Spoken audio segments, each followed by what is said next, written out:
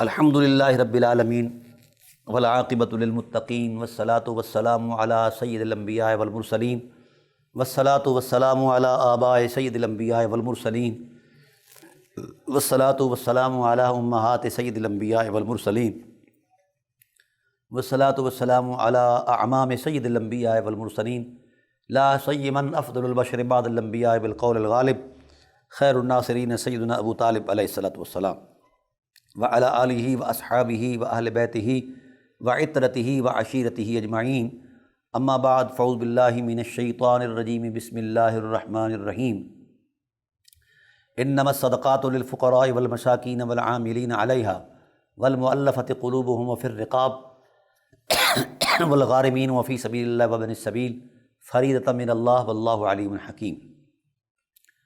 صدق اللہ مولانا العظیم وبلغنا رسولہ النبی العظیم رؤوف الرحیم۔ ان اللہ وملائکتہ یصلون علی النبی یا ایہا الذین آمنوا صلوا علیہ وسلموا تسلیما۔ اللہم صل علی سیدنا مولانا محمد وعلی آل سیدنا مولانا محمد کما صلیت علی ابراہیم وعلی آل ابراہیم انک حمید مجید۔ اللہم بارک علی محمد وعلی آل محمد کما بارکت علی ابراہیم وعلی آل ابراہیم انک حمید مجید۔ الصلاۃ والسلام علیک یا سیدی یا رسول اللہ وعلی آلک واصحابک یا سیدی یا حبیب اللہ۔ حمد و صلاۃ کے بعد حاضرین و ناظرین بحمد اللہ تعالی ہماری سلسلہ وار گفتگو سورہ براءت سورہ توبہ کی آیات کی روشنی میں قرآن کریم کا مطالعہ ہم پیش کر رہے ہیں۔ تو آج ہماری گفتگو سورہ براءت کی آیت نمبر 49 سے آغاز ہوگا۔ اللہ وحدہ لا شریک نے ارشاد فرمایا کہ لوگو، جب ہم تمہیں اپنی عنایتوں سے مالا مال کرتے ہیں تو تم پر کچھ ذمہ داریاں بھی عائد ہوتی ہیں۔ اللہ کے دیے ہوئے مال سے اللہ کی راہ میں خرچ کرنا ہے، اور خرچ کرنے میں جو بنیادی طور پر مصارف متعین ہیں وہ یہ ہیں: انما الصدقات للفقراء،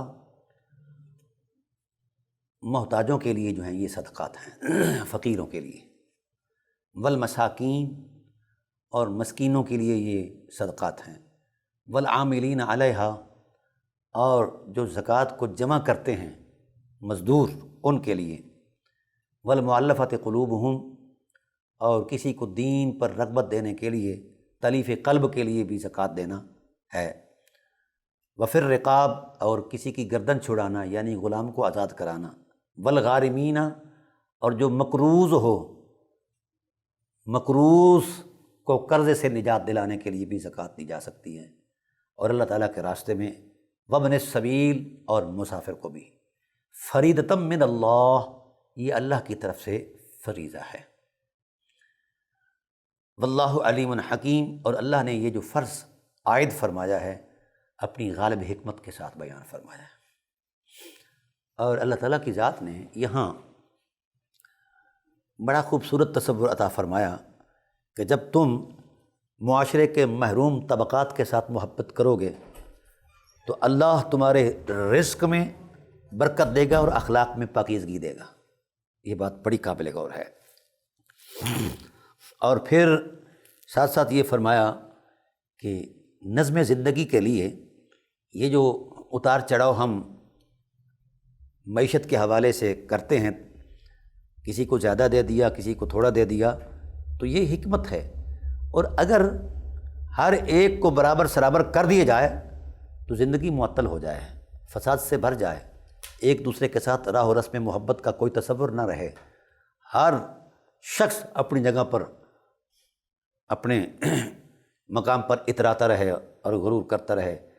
جو انسانی باہمی ہمدردی ہے، مساوات ہیں، اخوت ہے، پیار ہے، اخلاص ہے، بھائی چارہ ہے، اس نعمت سے تم محروم رہ جاؤ گے۔ انسانی معاشرہ اس وقت تک چل ہی نہیں سکتا جب تک کہ معاشرے کی وہ حرمتیں انسان کے اندر بحال نہ ہوں، جن حرمتوں کو اللہ تعالیٰ کی ذات نے اپنے دین کی عظمت میں بیان فرمایا ہے۔ اس لیے بڑا ضروری ہے کہ ہم ان چیزوں کو ملحوظ رکھیں، اور اللہ تعالیٰ کی راہ میں دینے سے کبھی مال ختم نہیں ہوا۔ ویسے کوئی شخص اگر غور کرے، لفظ زکوٰۃ کے جو لٹرل میننگز ہیں، جو لغوی معنی ہیں، وہ ہے مال کا بڑھنا۔ مال کیسے بڑھتا ہے؟ خدا ذوالجلال کی طرف سے یہ کیسا خوبصورت اعلان ہے۔ مال بڑھتا ہے جب مال صحت مند ہو۔ مال صحت مند کب ہوتا ہے؟ جس وقت اس مال سے آلودگی کو، اوساخ کو، میل کچیل کو دور کیا جائے۔ اور اگر میل کچیل رہے تو مال بڑھتا نہیں، اس میں نمو نہیں ہوتی، اس میں برکت نہیں ہوتی۔ تو بظاہر یہ محسوس ہوتا ہے کہ ہم نے اتنے میں سے اتنے منہا کر کے نکال دیے اور دے دیے، تو اب مال کا بڑھنا کیا ہے؟ تو تھوڑا سا غور کریں، اسی کرنسی کو دیکھ لیں یا کرنسی کی اصل قوت پر چلے جائیں، یعنی چاندی اور سونا کی مالیت پر چلے جائیں، تو آپ اس ٹائم پیریڈ میں جب زکوٰۃ ادا کرتے ہیں، اگلا آنے والا جو سال ہوتا ہے، وقت ہوتا ہے، وہ اس میں آپ غور کر لیں گے مارکیٹ کی بنیاد پر آپ کو کئی گنا اضافہ ملے گا آپ کی اس مالیت پر، کئی گنا۔ یہ قانون ہے بھئی۔ یہ سونا 5,000 تولہ سے چلا، اب کہاں تک جا پہنچا ہے؟ اسی طریقے سے زکوٰۃ سے مال ختم نہیں ہوتا، کٹتا نہیں، بلکہ پاکیزہ ہوتا ہے۔ اور پھر اس پاکیزگی کے ساتھ دل کے اندر بھی اللہ تعالیٰ پاکیزگی کا نور عطا فرماتے ہیں۔ اور باہمی ہمدردی، یہ انسانیت کی بقا کے لیے بنیادی عنصر ہے۔ پیدا کیا انسان کو درد دل کے واسطے، ورنہ طاعت کے لیے کچھ کم نہ تھے کرو بیاں۔ عبادت ہی کروانی ہوتی تو کرامن کاتبین کر رہے تھے، ملکوتی کائنات میں فرشتے کر رہے تھے۔ یہ حضرت انسان کو جو شرف بخشا، اور پھر ساتھ ساتھ دل کے اندر وہ درد اور احساس اور اخوت کی نعمت بخشی، یہ بڑے بڑے انعامات ہیں۔ زندگی کا سماں ویسے بھی گزر جاتا ہے، اور اگر دعاؤں کے نور میں گزرے، چاہتوں اور محبت کے سرور میں گزرے، تو اس کی روشنی ہی الگ ہے، اس کی چس اور لذت ہی الگ ہے۔ اللہ تعالیٰ ارشاد فرماتے ہیں کہ جب تم میری راہ میں، میرے پیار کی عظمت میں اپنے کسی بھائی کے ساتھ معاملت کرتے ہو، تو ہم اپنی قدرت کا نظارہ پیش کرتے ہیں۔ اے اللہ کیا کرتے ہو؟ فرمایا مثل الذین ينفقون فی سبیل اللہ کمثل حبۃ انبتت 7 سنابل فی کل سنبلۃ 100 حبۃ واللہ یضاعف لمن یشاء۔ یہ اللہ تعالیٰ کا ارشاد ہے۔ ان لوگوں کی مثال جو اللہ کی راہ میں خرچ کرتے ہیں، وہ تو اس عظمت والی مثال ہے کہ جس کسی نے ایک دانہ بیجا زمین کے اندر، یہ مثال دی اللہ تعالیٰ کی ذات نے، کہ جس نے ایک دانہ بویا، اللہ نے اس میں اپنی قدرت کی نگاہ سے اتنا فیض عطا فرمایا کہ وہ ایک دانہ زمین کا سینہ چیر کر انبتت 7 سنابل، وہ 7 سٹے بناتا ہے، 7 سٹے، فی کل سنبلۃ 100 حبۃ، اور ہر سٹے میں اللہ 100 دانے پیدا کرتا ہے۔ گویا ایک دانہ بویا تھا، نتیجے میں 700 دانے آئے۔ یہ اللہ کا اپنا رویہ ہے، وہ خدا ہے، لا شریک ہے، اس کی شان ہے۔ پھر فرمایا واللہ یضاعف لمن یشاء، اللہ تعالیٰ اضافہ کر دیتا ہے جس کے لیے چاہتا ہے، دگنا کر دیتا۔ ضاعف یضاعف مضاعفتاً، دگنا ہونا، یعنی 700 کو پھر 2 سے ضرب دے کے 1400 گنا بنا دیا، کہ تم ایک پائی پیسہ خرچ کرتے ہو، اللہ تعالیٰ تمہیں 1400 گنے نعمتیں عطا فرماتا ہے، اور تم پر اپنی رضا کا نور اور اجر و ثواب کی نعمت عطا فرماتا ہے 1400 گنا۔ پھر ارشاد فرمایا واللہ واسع علیم، اللہ صاحب وسعت ہے، اگر اس سے بھی آگے بڑھنا چاہے، بڑھانا چاہے تو اللہ تعالیٰ بڑھا سکتا ہے۔ ناظرین کرام، یہ جملہ بولنے میں، سننے میں بڑا آسان اور سادہ ہے، لیکن اپنے مرتبے میں اتنا حرمت مآب ہے کہ دل کی رونق بحال ہو جاتی ہے جب اللہ کی رحمت کا یہ منظر دیکھتے ہیں ہم۔ اللہ اکبر، اللہ اکبر، اللہ اکبر۔ اور پھر آگے ارشاد فرمایا من ذا الذی یقرض اللہ قرضا حسنا فیضاعف له اضعافا کثیرا، یہ جو تم اللہ کی مخلوق کے ساتھ بلائی کرتے ہو اور انہیں داد و دہش دیتے ہو، ان کی خدمت کرتے ہو، تو کیا خیال ہے کہ تمہاری اس محبت کو اللہ رائیگاں جانے دے گا؟ تم اسے نہیں دے رہے، تم اللہ کو قرضہ دے رہے ہو۔ من ذا الذی یقرض اللہ قرضا حسنا، یہ قرض حسنا دے رہا ہے۔ اور قرض حسنا کی تعریف یہ ہے کہ جتنا آپ نے لیا ہے جب آپ دے رہے ہیں تو اس سے کچھ اضافے میں دیا جائے۔ تو کتنی بڑی شان ہے کہ جب اللہ کو ہم قرضہ دیتے ہیں، جب وہ لٹاتا ہے تو کتنے اضافوں کے ساتھ لٹاتا ہے۔ اب قابل غور بات یہ ہے، پہلے تھا 700 گنا، پھر اسے بڑھایا 1400 گنا آ گیا۔ اب 1400 گنا پر یہ بھی ارشاد فرمایا کہ اللہ صاحب وسعت ہے اور گناہ بھی بڑھا سکتا ہے اجر و ثواب کی عظمت میں۔ پھر ایک ارشاد بڑا عجیب فرمایا، من ذا الذی یقرض اللہ قرضا حسنا فیضاعف له اضعافا کثیرہ۔ اب یہ جو 1400 گنا تھی رقم کی تقویم، یا اللہ کی وسعت کے مطابق اس سے بھی زیادہ تھی، اب اس زیادہ رقم کو اس رقم سے ضرب دی اضعافا کثیرہ، جس کے لیے فگر ہند سے ختم ہیں، ایسی لامحدود گنتی سے، اعداد و شمار سے اللہ نے ضرب دی آپ کی اس رقم کو، آپ کے اس پیمانہ محبت کو، کہ اب وہ 700 گنا سے بڑھ کر 1400 سے بڑھ کر دگنا ہو گیا، پھر دگنا سے بڑھ کر اس کی وسعت میں آ گیا، پھر وسعت کے ساتھ پھر اس نے جو رقم لکھی اور اس کے ساتھ اضعافاً کثیرہ، ضرب اس رقم سے دی جس کا کوئی انتہا نہیں ہے۔ تو اب بولیے حاصل ضرب کتنا آئے گا؟ اے کائنات کے واسیوں، اے میرے محمد کریم کے غلاموں، کیا اللہ کی ان نعمتوں پر شکر ادا نہیں کرتے کہ ہمارا رب کتنا کریم ہے؟ دینے پر تل جائے تو گنتی نہیں کرتا، شمار نہیں کرتا، عنایت پر اتر آئے تو پھر دیکھتا نہیں کون کیا کر رہا ہے کیا نہیں کر رہا۔ تم اس رب سے روٹھے ہوئے ہو اور پیچھے ہو، جو رب اپنے دینے میں لا شریک ہے، عطا کرنے میں، سخا کی عظمت میں، عبادت میں تو لا شریک ہے ہی صحیح، لیکن اپنی رحمت میں بھی لا شریک ہے۔ ہے کوئی ایسا صاحب احسان جو اس قدر دے، اس پیمانے سے دے؟ اللہ اکبر، اللہ اکبر، اللہ اکبر۔ ناظرین کرام، اب جب حاصل ضرب کا جائزہ لیں گے تو کائنات کے اندر کیلکولیشن کے سارے نقطے مٹ جائیں گے، اللہ کی عنایت کا ابھی آغاز بھی نہیں ہوگا۔ جو رب اس شان کا مالک ہو، اس رب سے منہ پھیرنا یا اس کے احکام میں سستی کرنا یا اس کی بات کو اہمیت نہ دینا، نعوذ باللہ من ذالک، اللہ تعالیٰ پناہ عطا فرمائے۔ یہ ہے اللہ تعالیٰ کا رویہ رحمت جب ہم دیتے ہیں۔ اور پھر ایک حدیث میں یوں بھی آتا ہے کہ جب تم صاحب حاجت کو کچھ دیتے ہو، بظاہر تمہارے سامنے سوال وہ کرتا ہے، بظاہر ہاتھ اس کا پھیلا ہوا ہوتا ہے، لیکن یاد رکھنا سب سے پہلے اللہ اپنا دایاں ہاتھ کر کے تمہارے صدقے کو قبول کرتا ہے، اور پھر ہتھیلی پر رکھ کر اسے محفوظ کر لیتا ہے، اور پھر اس پر اپنے فضل و احسان کی نگاہیں ڈالتا رہتا ہے۔ وہ صدقہ بڑھتا بڑھتا اتنا وسیع ہو جاتا ہے کہ آپ نے اگر ایک گٹھلی دی تھی تو کل قیامت کے دن اللہ تعالیٰ اسے پہاڑ عطا کر دے گا، پہاڑ بنا کے عطا کرے گا بطور اجر۔ تو اتنا حوصلہ صرف اسی ذات کا ہو سکتا ہے جس کا شریک کوئی نہیں ہے۔ اور جن لوگوں نے غیر خدا کو مانا ہوا ہے، اللہ تعالیٰ انہیں ہدایت عطا فرمائے، خدا کی طرف لوٹاؤ، خدا کی طرف لوٹاؤ۔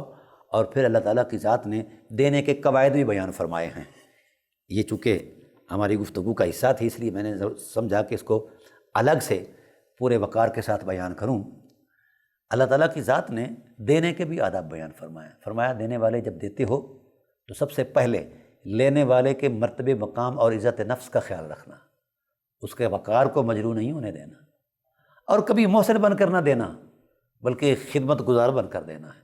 وفی اموالہم حق للسائل والمحروم، اللہ نے تمہارے مالوں کے اندر سائل اور محروم کا حق اپنے قدرت کے پیمانے میں رکھا ہوا ہے، تو ہم تو وہ دیا ہوا حق ادا کر رہے ہیں، کون سا ہم احسان کر رہے ہیں؟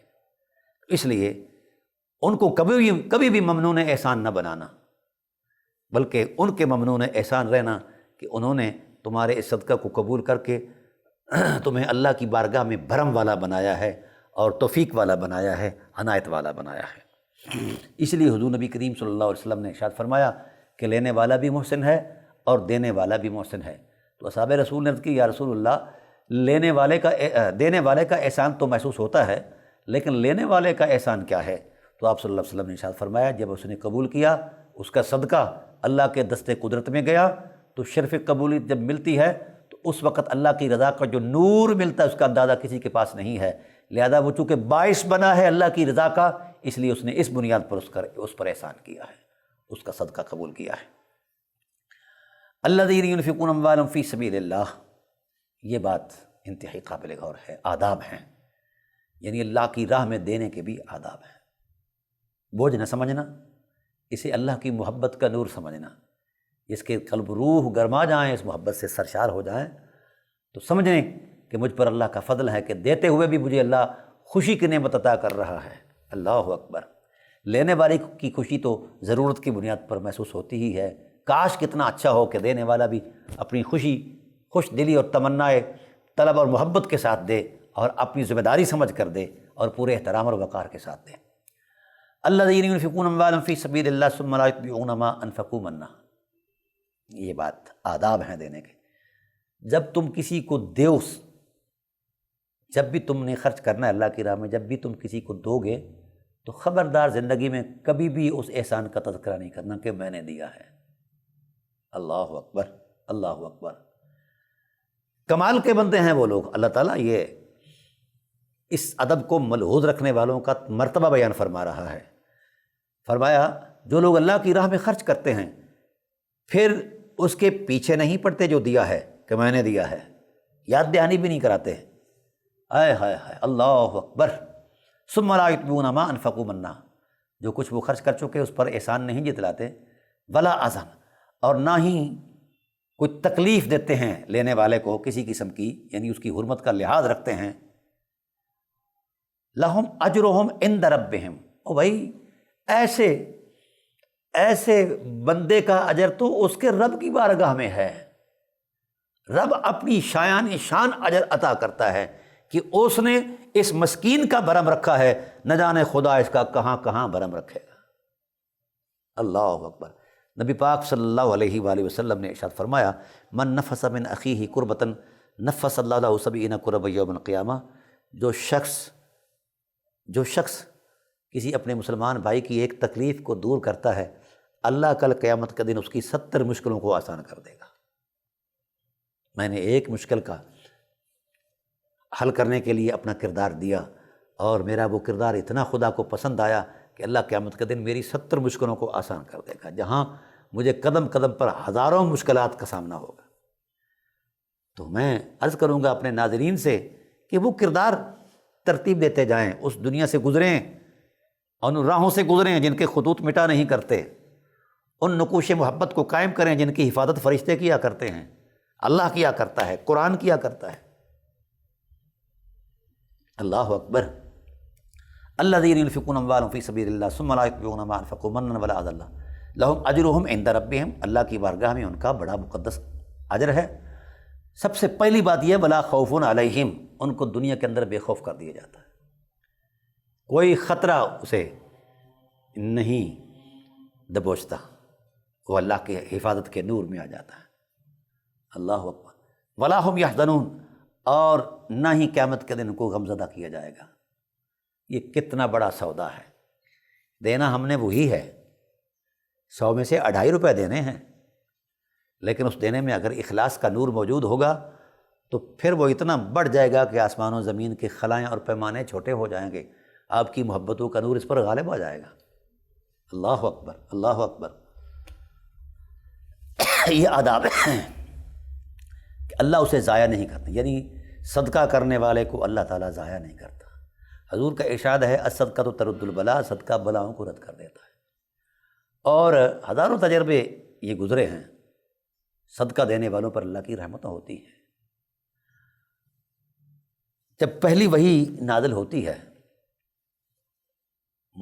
یہاں ایک اہم بات بھی عرض کرتا جاؤں اپنی محبت اور عقیدے کی عظمت میں، تو حضور نبی کریم صلی اللہ علیہ وسلم اس وحی کو گنگناتے ہوئے پڑھتے ہوئے آتے ہیں اور اپنے حرم میں داخل ہوتے ہیں، تو فرماتے ہیں زملونی زملونی، بھائی مجھے چادر لا کر دو، آج میں اللہ کی محبت کے نور میں اتنا سرشار ہوں، انی اخشی علی نفسی، دل چاہتا ہے کہ میں اس کے پیار کی عظمت میں جان دے دوں، مجھے اتنا لذت آئی ہے اس بے مثال ذات کی ملاقات کی۔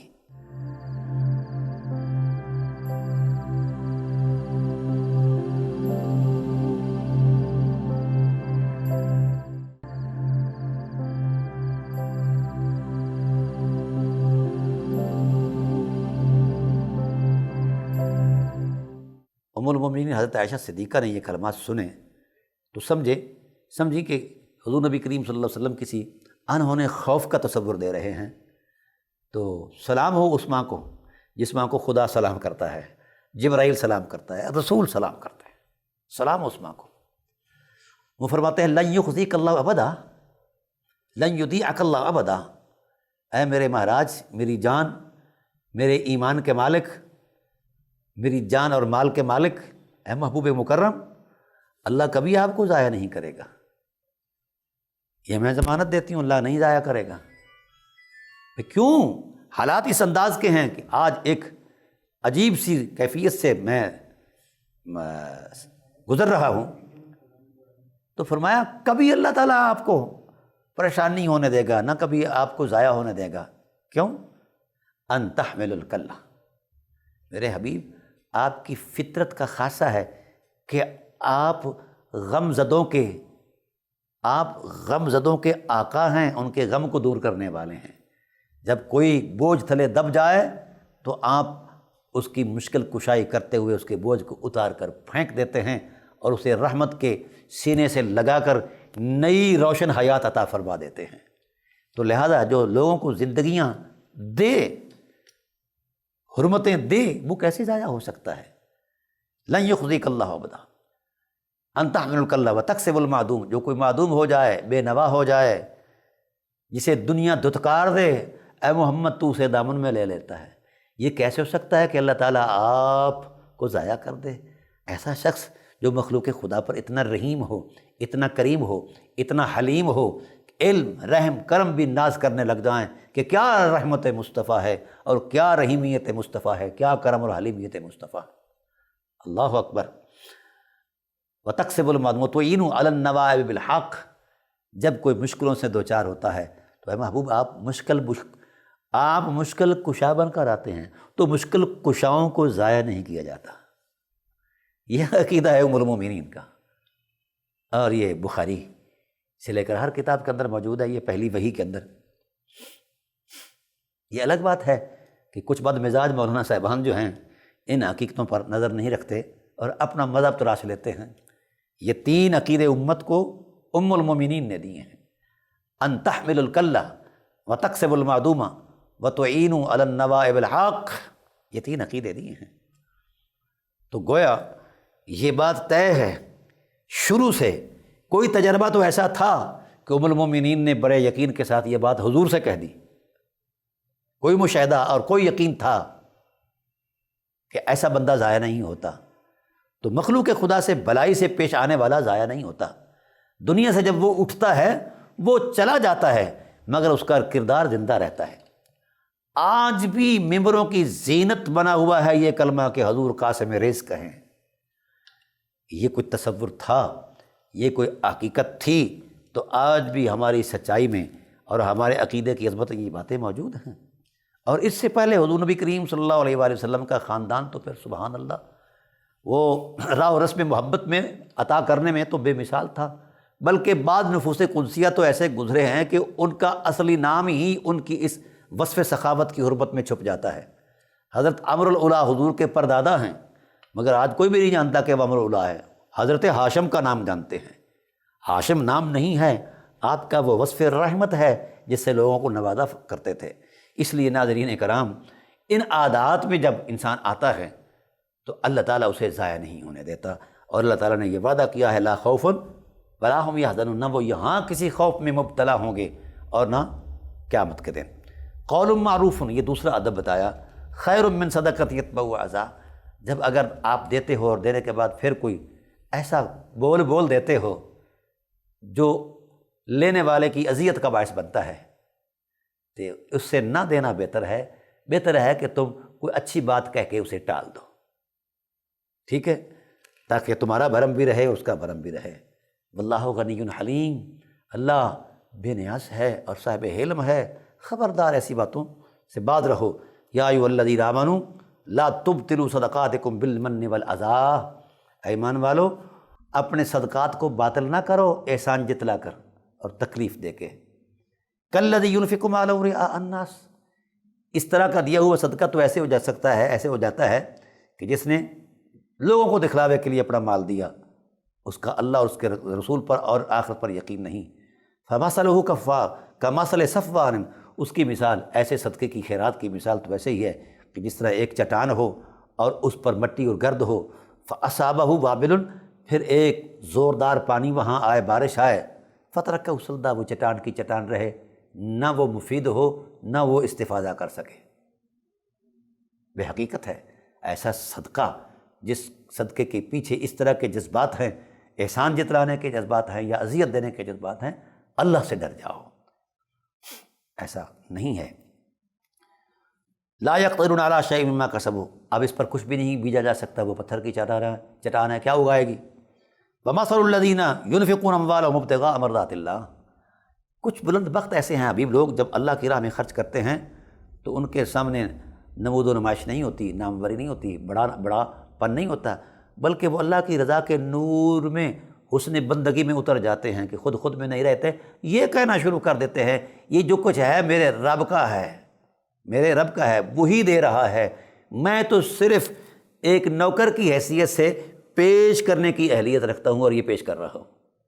جو اللہ کی رضا کی خاطر دیتے ہیں، وَتَثْبِيتًا مِّنْ أَنفُسِهِمْ، ان کے دل جمع ہوتے ہیں، اللہ کی رضا کے نور سے مضبوط ہوتے ہیں، ان کی مثال تو ایسی ہے کمثل جنت بربوۃ اصابها وابل، کہ ایک ٹیلا ہو اور بالکل چٹکل میدان میں ہو، اصابها وابل، اس پر بارش نہ بھی آئے، صرف اوس برسے، شبنم کے چند قطرے آ جائیں تو اللہ اس کا سینہ بھی کھول دیتا ہے، اس سے بھی پھل پیدا ہو جاتے ہیں۔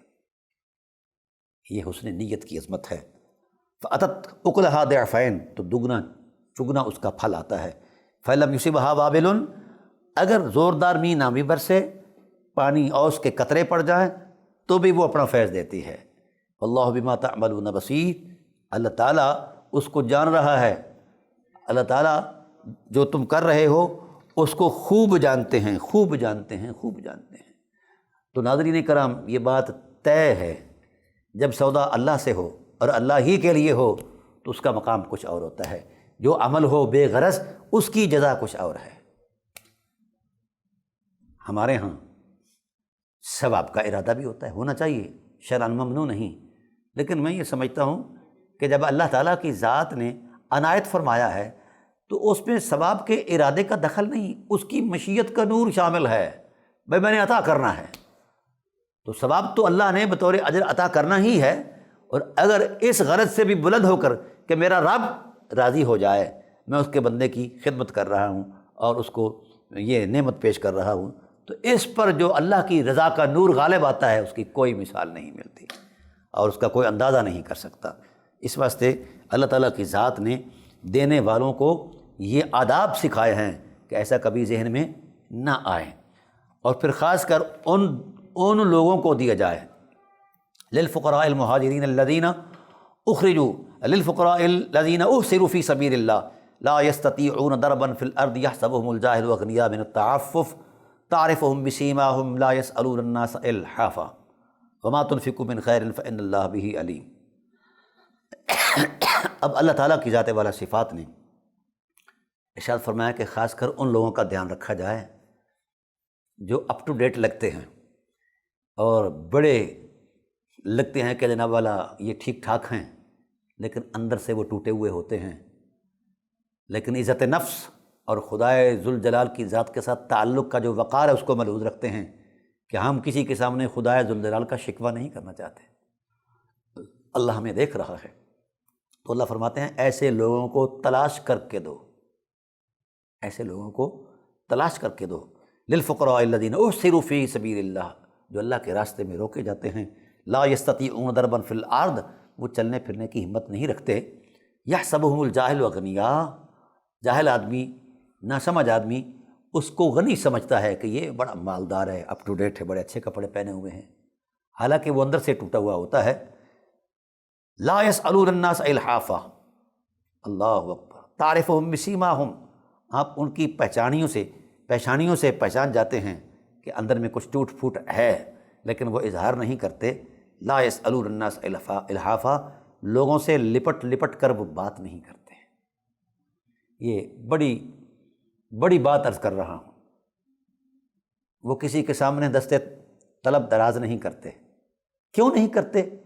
کہیں ایسا نہ ہو کہ خدا اور میرے درمیان جو ایک راز کا برم تھا وہ ٹوٹ جائے۔ جب وہ اللہ کے راز کی حفاظت کے لیے اپنی ذات پر آنے والی تکالیف کو برداشت کر لیتے ہیں مگر اللہ کا راز افشا نہیں کرتے، تو ان کی حرمت کو اللہ تعالیٰ کی ذات نے قرآن پاک کی آیات میں بیان فرمایا ہے۔ فرمایا ان کو تلاش کر کے دو، لا یسألون الناس الحافا، جو لپٹ لپٹ کر سوال نہیں کرتے۔ وما تنفقوا من خیر فإن اللہ بہ علیم، پھر اللہ پوری طاق رکھتا ہے، اللہ پورا دھیان رکھتا ہے کہ تم کس انداز میں کیسے کسی کیا کر رہے ہو، کیا دے رہے ہو۔ تو ناظرین کرام، یہ آداب تھے دینے کے آداب تھے۔ جب ہم صدقہ دیں اور اس یقین کے ساتھ دیں، وفی اموالہم حق للسائل والمحروم، اللہ نے ہمارے مالوں کے اندر سائل اور محروم کا حق رکھا ہوا ہے۔ اور یہ بات یہاں ایک چھوٹی سی بات ذاتی حوالے سے کرتا جاؤں، بہت سارے لوگ کثرت ثواب کے لیے رمضان المبارک میں دینے کا ارادہ رکھتے ہیں، اپنے نصاب سے جو زکوٰۃ نکالتے ہیں یا خیرات یا صدقہ کرتے ہیں تو وہ پورے مہینوں میں نہیں دیتے، اور یہ لالچ دیا ہے مولوی صاحب نے کہ اس میں جو نفل ہیں وہ فرض بن جاتے ہیں اور جو فرض ہیں وہ 70 گنا بڑھ جاتے ہیں۔ اللہ تعالیٰ ان علماء سے امت کو محفوظ فرمائے۔ اللہ کے بندو، آپ نے اسے کثرت ثواب کا لالچ دے کر ایک ضرورت مند محتاج کی حرمت کا قتل کیا ہے۔ شوال کو اس کی ضرورت متحقق تھی اور وہ حالات سے دوچار ہو گیا، پریشانی میں مبتلا ہے، اور وہ اس جستجو اور تلاش میں ہے کہ کوئی سے کہیں سے کوئی خیر ملے تو زندگی کی رمق جو ہے وہ بحال ہو۔ تو اب شوال میں تو آپ نے روک دیا کہ رمضان آئے گا، تو اب سال بھر وہ اس انتظار میں رہے، سال تک وہ کڑتا رہے، وہ بے خانماں آباد رہے، وہ ضرورتوں سے ہٹ کر رہے، کہاں رہے، کیسے رہے؟ ایسا نہیں، اس کی فلسفی پر غور کرو۔ صدقات اور خیرات اور زکوٰۃ کا جو اجراء ہے، اس کی علت غائی ضرورت فقیر ہے، غرض محتاج ہے۔ تو غرض آج ہو اور ثواب کا چکر کاٹتے ہوئے ہم اس کو سال بعد جا کر دیں، یہ غلط ہے اور اس کی کوئی حقیقت نہیں ہے۔ اس میں کوئی شک نہیں کہ رمضان المبارک کی برکات بہت زیادہ ہیں، فرائض 70 گنا بڑھا دیے جاتے ہیں، نوافل میں بڑا اضافہ ہوتا ہے، وہ فرائض کی تو وہ درجہ ثواب ہے۔ ایک طرف کرا رہا ہے کوئی مسکین، کوئی سفید پوش آدمی، اور دوسری طرف آپ نے اوس دینے والے کو ثواب کی بتی کے پیچھے لگا دیا ہے۔ اللہ سے ڈر جاؤ، یہ مضمون ہی نہیں ہے جو تم بیان کر رہے ہو، یہ علت ہی نہیں بنتی کہ کثرت ثواب کے لیے صدقہ دیا کرو، نہیں، ضرورت محتاج کے لیے صدقہ کی وجہ ہے۔ جب ضرورت متحقق ہو اسی وقت اس کو پیش کر دیا جائے نذرانہ، تاکہ اس کی ضرورت اور حاجت پوری ہو۔ ثواب اللہ کے دستے قدرت میں ہے، مولوی کا ہاتھ میں تھوڑا ہے۔ اس لیے کوئی شخص بھی رمضان المبارک کا لالچ کر کے حرمتوں کے ساتھ مذاق نہ کرے۔ اللہ وحدہ لا شریک کے دامن میں رہنے والے وہ مساکین، وہ غرض مند، وہ سفید پوش جو آپ کے تعاون اور محبت کے حقدار ہیں خدا کی طرف سے، ایسی کوئی روایت مجھے نہیں ملی، نہ کوئی آیت ملی ہے کہ جناب جب اس کو ضرورت متحقق ہو تو اس کو سال کے انتظار میں ڈال دیا جائے تو ثواب زیادہ ہوگا۔ ثواب نہیں، کتنی وہ سانسیں لے گا، اکھڑ اکھڑ کر اس کی سانسیں آئیں گی، کتنے اس کے ارمان زخمی ہوں گے، زندگی کہاں کہاں اس کا تعطل کا شکار ہوگی، زندگی کہاں کہاں اسے پریشان لگے گی، تو وہ کڑتا رہے حاجی صاحب مولوی صاحب کے ثواب پر ثواب اللہ نے دینا ہے اور اللہ کے رسول کی رضا نے عطا کرنی ہے یہ ساری چیزیں، اسی وقت دو جو ہی آپ پر وہ، اور یہ بھی سال کا انتظار کرنا۔ اس پر بھی بہت سارے اہل علم نے منمانی کی ہوئی ہے شریعت کے اندر۔ ایک ہے جواز زکوٰۃ اور ایک ہے وجوب زکوٰۃ۔ وجوب زکوٰۃ تو یہ ہے کہ جس وقت سال گزر جائے تو اب دینا لازم ہے، نہ دو گے تو گناہگار ٹھہرو گے۔ جواز زکوٰۃ یہ ہے کہ جس وقت آپ صاحب نصاب ہو گئے اسی وقت آپ پیسے نکالیں اور محتاجوں کو جا کر پیش کر دیں، یہ ان کا حق ہے، ان کو انتظار میں نہ رکھا جائے، اپنے ثواب کے لالچ کے اندر اس کو انتظار میں نہ رکھا جائے۔ اسی وقت جب آپ دے رہے ہوں گے، جب آپ نے زکوٰۃ ادا کر دی ہے تو آپ اپنے حق سے دستبردار ہو، آپ اپنے حق سے سبکدوش ہو گئے، آپ نے اپنا حق ادا کر دیا، اللہ راضی، اس کا رسول راضی، اب اس کی زندگی کی رمق جو ہے اس حوالے سے چل رہی ہے۔ ویسے بھی زکوٰۃ ہماری معیشت ہے، ہم نہیں سمجھے الگ بات ہے، لیکن ہے ہماری معیشت، اور قانون معیشت کا جتنی گردش کرتی ہے اتنا ہی بڑھتی ہے، تو ایسے ہی زکوٰۃ میں جتنی استعداد کے ساتھ ابتداءً پیش کی جائے اللہ تعالیٰ اس میں اتنی برکت عطا کرتا ہے۔ اور کیا خیال ہے اگر کسی صاحب ضرورت نے، صاحب حاجت نے آہ بھر کے خدا کی بارگاہ میں ہاتھ اٹھا دیے کہ اللہ یہ جو میری ضرورت کو مہیا کر رہا ہے اس پر رحم کر دے، تو وہ رمضان کے ثوابوں سے کہیں زیادہ وہ اللہ تعالیٰ کی رضا کا نور آتا ہے۔ اس لیے آپ یہ امت کو اپنے مصنوعی مذہبی تصور میں نہ گھمایا کریں، سیدھی سیدھی بات کیا کریں کہ یہ اس کی جو علت غائی ہے، اس کی اجرا کی جو اصولی صورت ہے وہ حاجت فقیر ہے۔ جس وقت کسی کی ضرورت مند کو ضرورت متحقق ہو اسی وقت اس کی ضرورت کو مہیا کرنا، یہی زکوٰۃ کا فلسفہ ہے، یہی حقیقت ہے۔ ایسا نہیں کہ وہ آپ سال بھر اس کو انتظار کی آگ میں جلاتے رہیں اور سال کے بعد مہربانی فرما دیں، ایسا نہیں ہے، اسی وقت۔ اب صورتحال اللہ وحدہ لا شریک نے یہ جو بیان فرمائی ہے کہ صدقات فقراء کے لیے، مساکین کے لیے، مؤلفۃ القلوب کے لیے، یہ 8 مصارف بیان فرمائے۔ کچھ لوگ یہ کہتے ہیں کہ کچھ مصارف جو ہیں اب وہ منہا ہو گئے ہیں، کیونکہ اسلام کو اللہ تعالیٰ کی ذات نے غلبہ عطا فرمایا ہے، فلاں ہے، فلاں ہے، فلاں فلاں فلاں فلاں۔ میں اس فقہی بحث میں نہیں پڑھنا چاہتا، صرف اتنا بات کرنا چاہتا ہوں کہ نص موجود ہے۔ کون ہے ایسی اتھارٹی جو نص کے مد مقابل اپنی رائے دے؟ آج بھی وہ لوگ جو غیر مسلم ہیں ان کو دعوت اور تبلیغ کے لیے اور ان کی تالیف قلب کے لیے آج بھی آپ دے سکتے ہیں اور لینا چاہیے۔